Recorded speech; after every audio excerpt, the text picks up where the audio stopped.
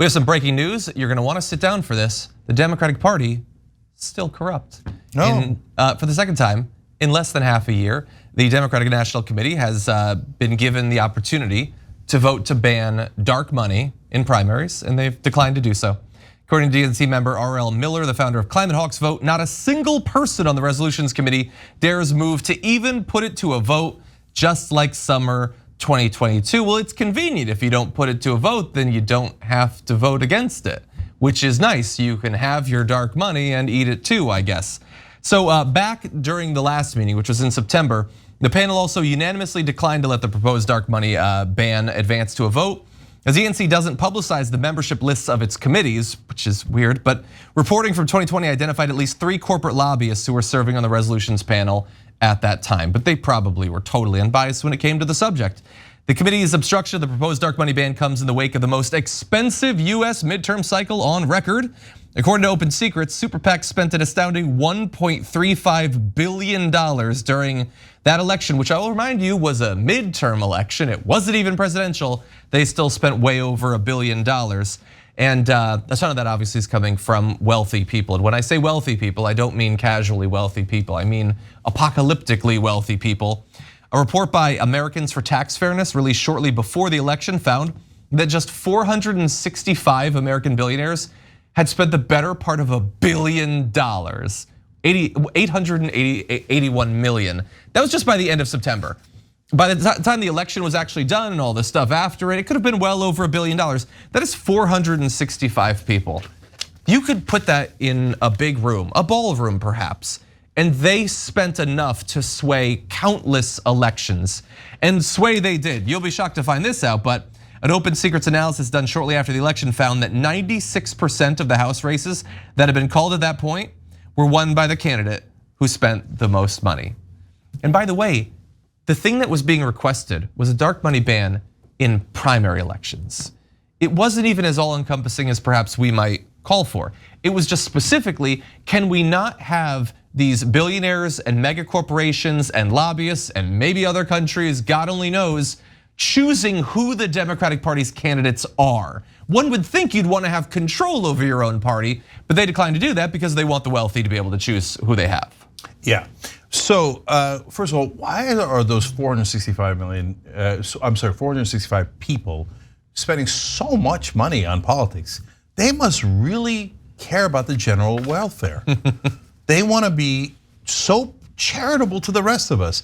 I'm sure they didn't ask for tax cuts where they would wind up getting a lot more money back than the one that they put into politics. Hold on, Cenk. I apologize for interrupting you. I don't want to Don Lemon you. Can you imagine just asking a reporter, why do you, the question you just asked, why do you think they spent the better part of $1 billion? Yeah. I would love to see them try to explain it. Yeah, like by the way, when I ran for Congress, I asked it all the time, and not a single reporter would ever print it. I would ask the politicians that were in the running in the race. I would ask the reporters. They never, under penalty of law, they were not going to print that question. Why do you think they're spending the money? Do you think it's for the general welfare? Do you think it's for charity? I mean, some of the corporations that spend money are, so there you got the individuals, then you got the companies. ExxonMobil, do you think ExxonMobil is doing it for the general welfare? Because you know they weren't feeling charitable that day. Only a lunatic would think that. I mean, literally, if you said, yes, I think ExxonMobil is doing it for charity because they love the American people so much, I would get you under clinical observation, right? And yet, that is the assumption that they write into every effing story. It's a mental, and I'm gonna tell you why in a second. But so once you get past those 400 some odd people, then you've got the dark money super PACs. They spent 1.35 billion in this last midterm election. It's not even presidential, midterm, okay? That's well over $1 billion, but that's just a part of it, right? When you put in all the super PACs, all the different outside forces and the individuals, all of it together, in the last midterms, there was $17 billion in the election, spent on the election. 17 billion, okay? So, why doesn't the media talk about the overwhelming, most obvious factor in politics? And guys, I say this all the time too. To be fair to the politicians, if like Sheldon Adelson, for example, 3 different times gave over $100 million to the Republicans. If someone gave you $100 million, would you do what they said? Probably, right? I'd be tempted to do it, right? I've turned down a lot of money in the past, and 100 million, that's a lot, right? I've done a lot worse for a lot less. Yeah, I mean, if somebody gave you 10,000 bucks, you'd be tempted to do it, right? Okay, so of course the politicians are just working for these donors. But the reason why the press doesn't talk about something so obvious is because almost that entire 17 billion goes to the press. It goes directly into advertising. Advertising in media, and most of all, in newspapers and television. Yep. And guess who never, ever, ever, ever criticizes money in politics? Newspapers and television. They've got 17 billion reasons not to. So mainstream media, including the New York Times, including CNN, and all these things that are beloved by establishment Democrats, are at the heart of corruption. They purposely avoid the largest topic in politics. Now, turn to the Democrats in this particular vote. So I used to think, look, you got to introduce bills first. You got to somehow have bills, amendments. You got to get money out of politics. I don't know that you should do unilateral disarmament before you've actually passed any bills prohibiting the other side from doing it as well. I no longer think that. Why? Because now it's gotten so comical that the dark money that the DNC wouldn't even vote on and is accepting is coming, a lot of it is coming from Republican donors.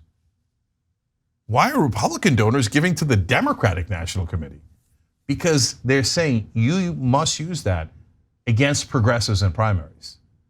So the dark money now is used not to fight Republicans. It's coming from Republicans into the Democratic Party to fight progressives. So in that scenario, oh hell no. Of course I don't want him taking dark money. And that's exactly why they wouldn't even vote on it, because they're so deeply corrupt. Yeah. I'll get to the reaction from Bernie Sanders and others in a second, but Max. So the ridiculous thing here is, in the same breath, the DNC then asks, why is there an enthusiasm gap on the left for Democratic candidates? And maybe it might have something to do with the fact that they stand up and say, we have to stop the corrosive influence of money in politics, and then throw open the doors for any billionaire who's bored to funnel money in. And what ends up happening is exactly what we've seen. They use that money to drown grassroots progressive candidates. They pick whichever establishment Democrat is cloned out of the DNC candidate program, and then that establishment corporate Dem loses a winnable race. These people expect us to believe that they're going to pass campaign finance reform in Congress. We can't even get campaign finance reform in the Democratic Party. So it's no surprise to me that the left is furious about this, and it's the only shame is no one at the DNC is listening. Yeah. So, by the way, you might be wondering, why are Republicans giving Democratic incumbents? That seems, even to run against progressives in primaries, but still they're Democrats, right? Well, that's the point. Republican donors have made the calculation that mainstream Democrats are identical to Republicans.